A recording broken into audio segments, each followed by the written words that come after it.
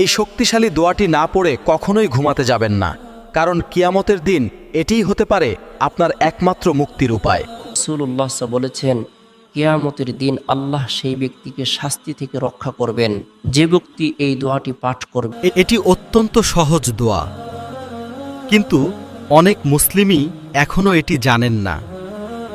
দোয়াটি শেয়ার করার আগে অন্তত একজন প্রিয় মানুষকে ভিডিওটি পাঠান, কারণ একটি দোয়া শেয়ার করাও হতে পারে বড় সওয়াব। রাসূল বলেছেন, আল্লাহ সেই ব্যক্তির চেহারা উজ্জ্বল করুন যে আমার কথা শুনে তা বোঝে এবং অন্যের কাছে পৌঁছে দেয়। এখন এই দোয়াটি পড়ুন এবং মুখস্থ করুন। আল্লাহুম্মা কিনি আযাবাকা ইয়াউমা তাবআতু ইবাদাকা। অর্থ, হে আল্লাহ, আপনার আযাব থেকে আমাকে রক্ষা করুন যেদিন আপনি আপনার বান্দাদের পুনরুত্থিত করবেন। আমিন। এই দোয়াটি নবী করিম প্রত্যেক ফরজ সালাতের পরেও পাঠ করতেন, তাই এটিকে আপনার প্রতিদিনের অভ্যাস বানান।